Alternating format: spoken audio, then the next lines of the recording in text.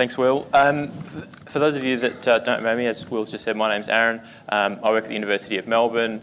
I have a long history of working in biosecurity in both the public policy setting, operations and research, where I currently work now. And I'm best described as you should be able to tell from my profile, kind of a bit of a man of many hats. Because I've got a little bit of an unusual career path, I've had the opportunity of playing in many different spaces in the biosecurity sector, and I really enjoy thinking about and being involved in things that bring those different parts together more effectively. And that's really what we're going to talk about today in terms of the public good R&I for the biosecurity system, which is really the approach that has been pursued by National Biosecurity Committee, with some support obviously from the Partners Forum last year, about implementing recommendation 13 of the IGAB review. And so for those of you that were here last year, you'd recall that I finished my presentation with this slide. And what I said in this slide was that we needed to do better. Time is running out, and we need to make sure that the biosecurity system doesn't make the same sorts of mistakes that Kodak made.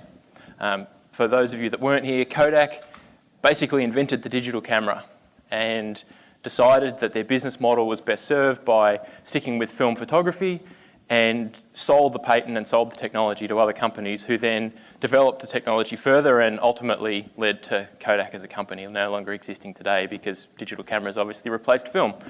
So it wasn't that Kodak wasn't more technologically advanced, it wasn't that they didn't see where the future was going, it was just that they didn't adapt their business model to a changing external environment. And that's kind of where the biosecurity system is at the moment, in my point of view. We've been operating a biosecurity system for a really long point of time. We recognise that the external environment is changing. We can see that we need to change, but we're still doing a lot of what we've always done, and we're not really innovating. We're doing things that are innovative, but we're not actually thinking about what are the radical, what are the transformational changes that we need to make as a system to continue to remain biosecure.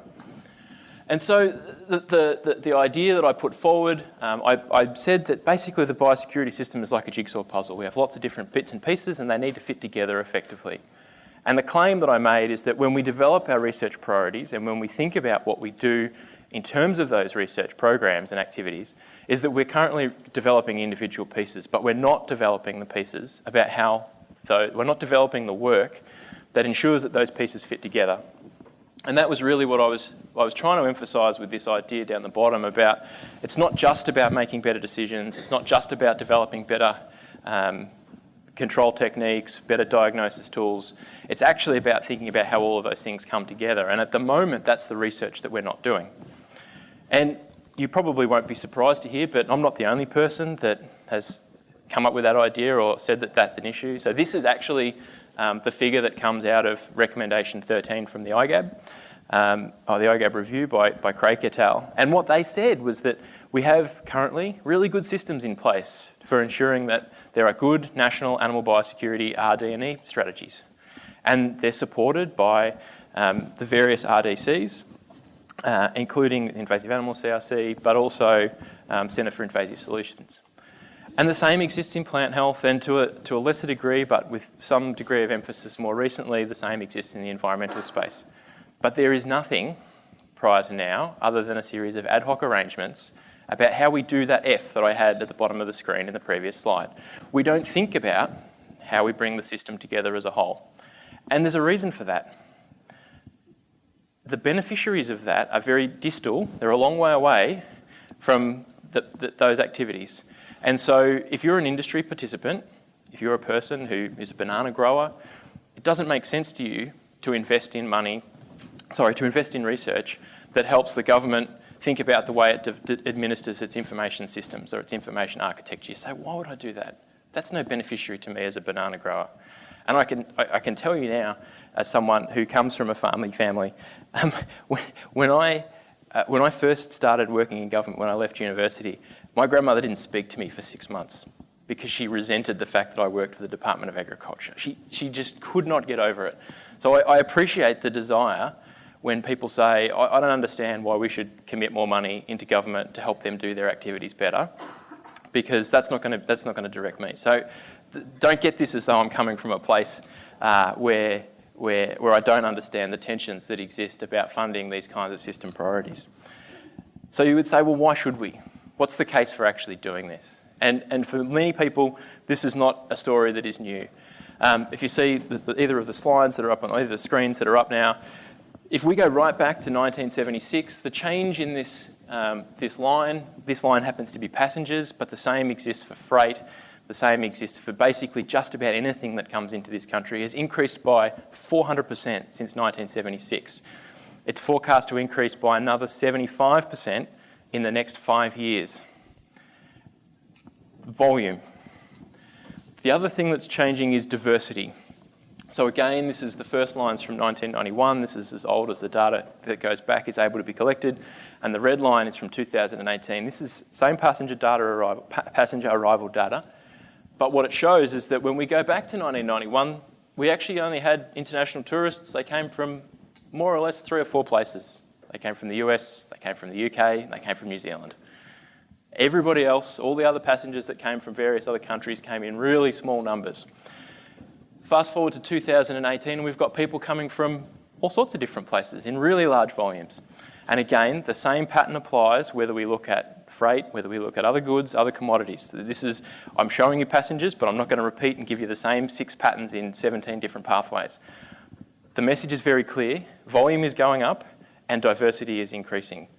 And what we're seeing as a consequence of this, and there is evidence to say this, that we're seeing more unusual things arriving from more unusual places. The pattern that we see, if volumes increase by 75% in the next 5 years, that damages will double.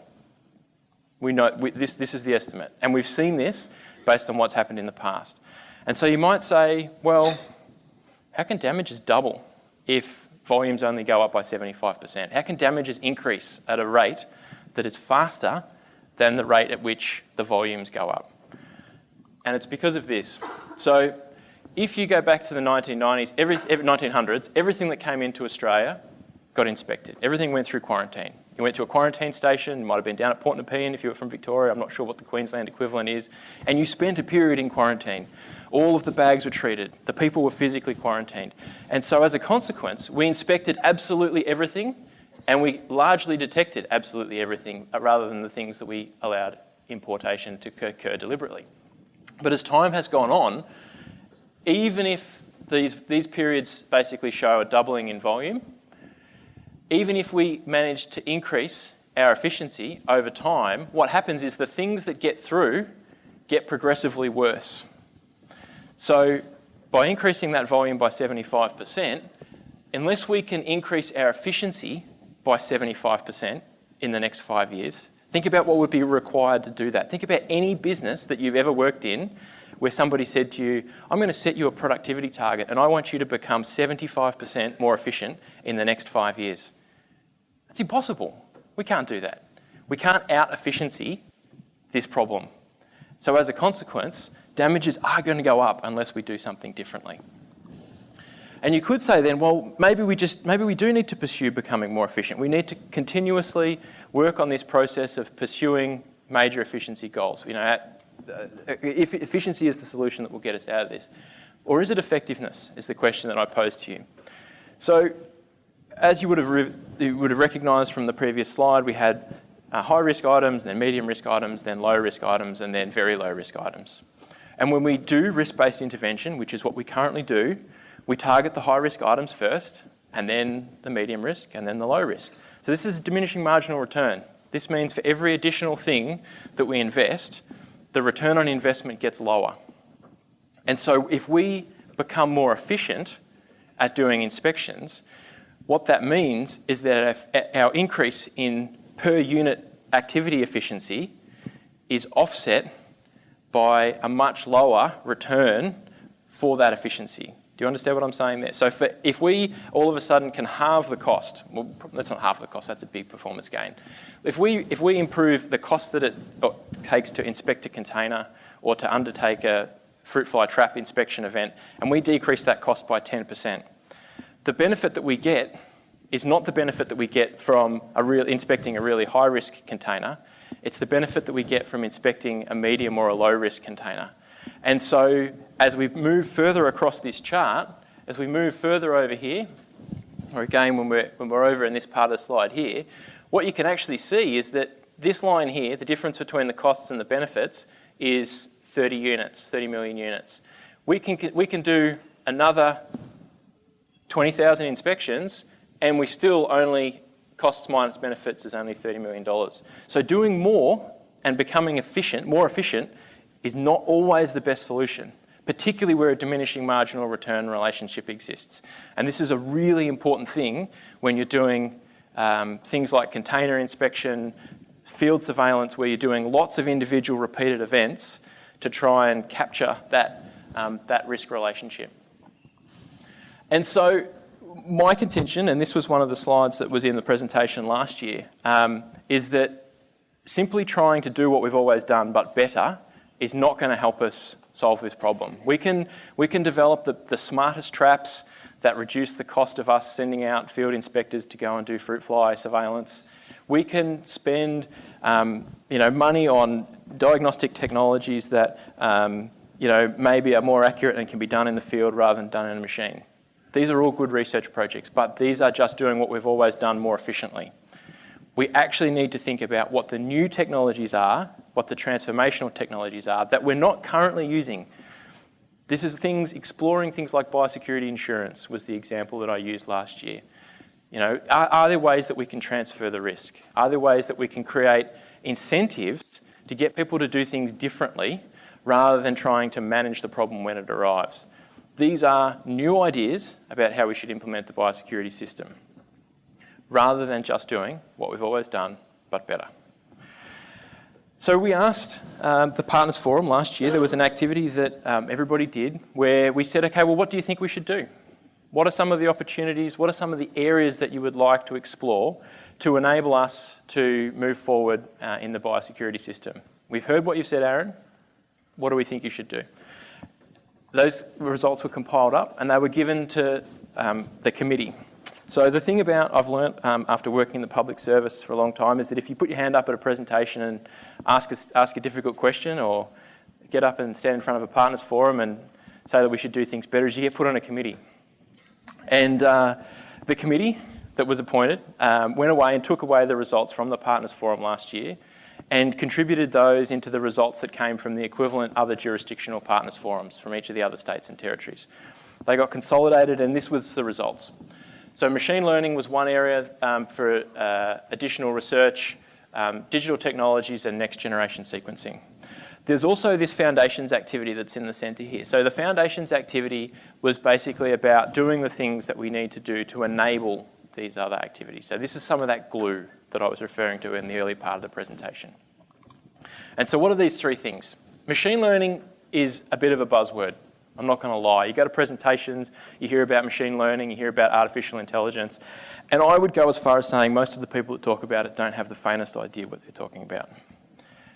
It is such a buzzword at the moment, but I want to explain to you in really simple terms what it is, because it's something that we as people do every day. When you walk outside in the morning, you look at the sky and you go, it's blue. It's not going to rain today. Although in tropical environments, just because it's blue in the morning doesn't mean it's not going to rain in the afternoon. But let's go with the idea. It's not going to rain today. If you go outside in the morning and it's grey, it's probably going to rain. If you go outside in the morning and it's raining, you go, it's going to rain. Machine learning just says, okay, I'm going to give a computer some data, and that data might be sky is blue, and then I'm going to give it a result. No rain. And then the next row of the column, I say sky blue, no rain. Sky blue, no rain. And then I give it some more data. Sky grey, might rain. And then what the computer does is it says, great, you've given me 500 days, what the weather was, what the result was. Tallies them all up using a statistical tool, statistical technique. And then it says, okay, if I give that model now, it's been trained, would be the language. I give that model a data point that hasn't seen before, sky is blue, it'll tell me, on average, what the likelihood of it raining is. That's it. That's machine learning. That's all it's doing. And so when we talk about machine learning and its potential applications, basically all we're doing is we're saying, rather than a human having to look at the sky and then make a judgment on whether it's going to rain. We get the computer to constantly look outside, and if it says blue sky, it says it's going to rain. So any of those kinds of things that we do as humans have the potential in this way to be automated. So if I look I'm a botanist by training originally, if I look at a plant, I can train a computer to look at that plant in the same way that I do, and it will figure out what the relative important characteristics are, and it will tell me what it is. The catch though, and we'll come back to this with digital technologies later, is that I need to have the data to train it on. And that's the number one thing about machine learning, is that you'll hear lots of people, they'll talk about it, it's great, it's the solution to everything, but you need the data to train it on. Most important thing. Next generation sequencing was the second of those titles. Next generation sequencing is basically a new way of doing diagnostics that use PCR. So you probably haven't used PCR, probably haven't heard of PCR. When we talk about Sanger-based sequencing, that's basically what it's referring to. The key here is that the existing method of doing this requires you to know what you're looking for. So you go, okay, I want to diagnose something. I have a particular sequence that I'm looking for. I want to match that. I want to match the GATCs, the genome of a particular organism to that. And you have to know what you're looking for. The key thing with next generation sequencing is that you don't need to know what you're looking for, and you can process many, many things at the same time. So rather than going looking for one thing when you know what you're looking for, the key difference here is that you don't need to know what you're looking for, and you can process basically an entire sample in one go. So this is an example, and this is why this is being pursued so strongly, particularly in plant health diagnostics, is because it is a transformational change. It's not just doing what we've done better, it's doing what we've done at 100 times the speed. It is a complete step change. And the last part of what I'll talk about is data technologies. So when I said before that we need to have machine learning, in order to do machine learning, we need to have the data. There is no artificial intelligence without information architecture.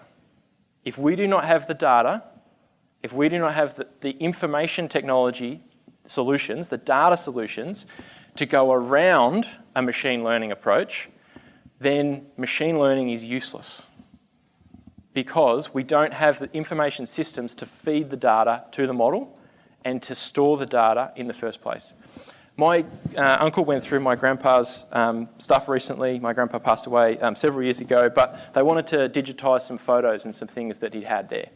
The best way to describe this, and our biosecurity system and many organisation systems are like this, there's a bit on VHS, there's a bit on Super 8, there's some stuff on DVD, and because we don't have the various players for those things anymore, we can't access the data, we can't bring it together, and we can't leverage any of it.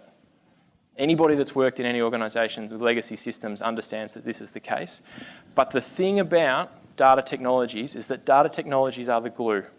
If you hear anything about we're going to have smart traps, we're going to have internet sensors, we're going to do machine learning, we're going to do all these other things, if you don't have data technologies, if you don't have an information architecture, you can't do any of those things.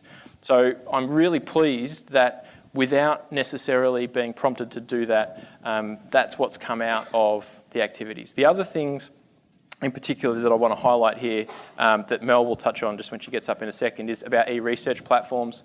E-research platforms are basically the kind of system environment that creates that information architecture and pairs it with machine learning tools. So one of the proposals, and indeed the most expensive proposal that's been put forward in Mel's presentation next, is an example of one of these data technologies. That's probably it. I'll hand over to Mel to go an outline of what the proposals are that have been put forward to NBC. Thanks, Aaron. Hi, everyone. Yeah, so as Aaron said, there were 7 proposals that were put forward to NBC for us to progress. And I just want to take you through those really quickly. So the first is a virtual lab. So in terms of virtual lab, I think we thought that the need for this was really important. As a lot of you will know, we want to do sort of more exciting research using machine learning, but when I look around the room, I know a lot of us aren't actually experts in things like using Maxent or any of those machine learning technologies.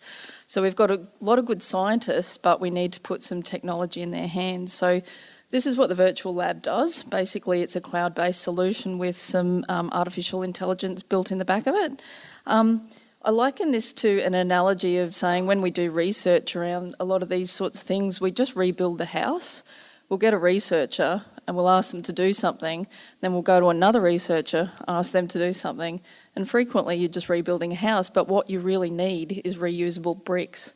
So that's kind of what this is about, a virtual lab that can develop workflows that can be built on and leveraged on by a community of researchers. So another reason for that, I think the group was really wanting to progress this, was that in a cloud-based environment, you don't have those sorts of whitelisting and licensing problems. So I think in the future, a lot of our research tools and methods will have to be put in the cloud. So that's why we wanted to progress that one. The next is next generation sequencing. So when we got a little working group together for this, and it was made up of AgriBio, somebody from Queensland Health, and DOR, and somebody else, I can't remember. But basically, they quickly came to the conclusion and said, look, the problem is not the need for more tests. That will happen. We've got these other needs for the public system. So they basically said, we really are more interested in things about developing QA for tests, bioinformatic pipelines, getting metadata systems together, and we're really, really worried about what NGS means for the world when this technology is going to be democratised. This can really radically disrupt trade. If every university can just go and publish any incident that it comes across using a an NGS tool, what are we going to do when there's not those sorts of QA systems there? So they were really worried about those sorts of things and looking, at the need for things like accreditation systems or even technological kind of solutions to those risks. And lastly, a thing that I'm very passionate about is building an infrastructure network. NGS will get very expensive very quickly. The storage costs associated with it in the future will be quite large. And as a nation, I'm not quite sure that each of us individually can be affording to operate NGS. And I'd be very interested to know as a nation whether we should be pursuing a more network kind of approach, let alone having the skills to operate that very technical kind of infrastructure. And it's not just the tests, it's all of the IT testing and sort of environment that exists behind it. The third one was syndromic surveillance. Basically, the reason we were interested in this one is that we all know we need to move to predictive systems. So in the environment that Aaron's talking about, when you've got that massive increase of risk where we need to do things differently, we need to get on the front foot. So syndromic surveillance is about basically using little breadcrumbs of data to tell you something about trends and correlations and look for hints for what's coming. So this project is essentially looking at building on something that Jamie Humman in AgriBio is already doing, and looking at whether we could apply syndromic surveillance in the plant world and whether we could bring some of our red meat industry along in the journey. So I think that's quite an important one. And Jamie Humman will be coming on after us to talk about that, so you'll actually get to really see the projects that she's doing, which will be quite interesting. The next one is machine learning and UAVs. So everybody knows about drones and drone surveillance. So that's, it's existing technology. I think there is a little bit of a misconception out there that you can just, deploy an existing drone and off it goes.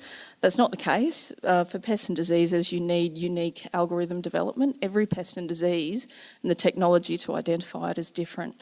We've also got a lot of research that could be done in terms of being able to, drones can navigate urban environments, but we don't really do that in biosecurity at the moment. There's a range of blockers, things like CASA approvals. We don't know, nobody's tried that yet for biosecurity.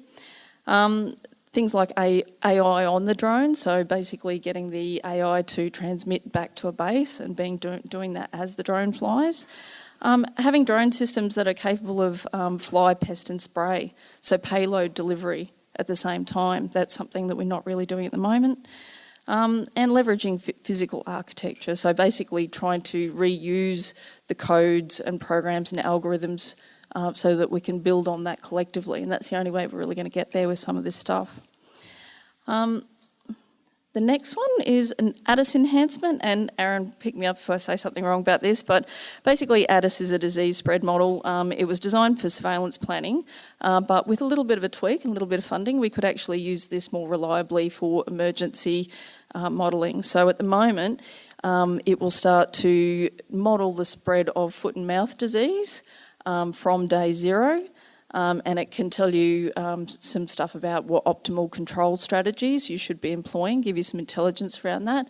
But because it wasn't designed to be an emergency, real-time emergency tool, it does start from day zero. But as you all know, it can be 10 days, 12 days before something gets reported. So we kind of need to do a bit of an upgrade to that to give it some more capacity to be able to use it. Richard Bradhurst will be joining us later on today, and he will be doing a demo of the new version of Addis, which was for pests. Another program that we were recommending was a priority sprint. So I know you guys will probably all have by now heard of Rapid Aim. So a sprint is just an idea that basically the private market could solve some of your technologies for you better than government can do it.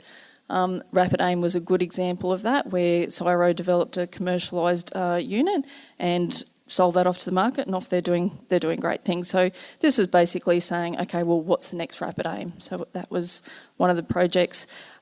We haven't progressed with that one, just because the scope of that has changed a little bit, and CSIRO have now sort of changed it to being a coordination hub. So there's a little bit more policy thinking before we'll sort of progress that kind of recommendation to NBC.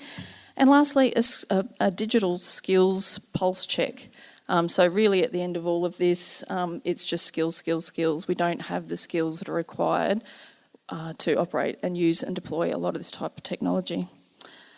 So that's the projects. More importantly, I think the underlying message that I want to give to people is, even if we funded every single one of those projects, it still really wouldn't make a dent in the underlying problem. So I think, as you saw, JP's talk was a really good example of that yesterday. We've got quite a fractured R&D system, and really biosecurity is a hitchhiker on that system.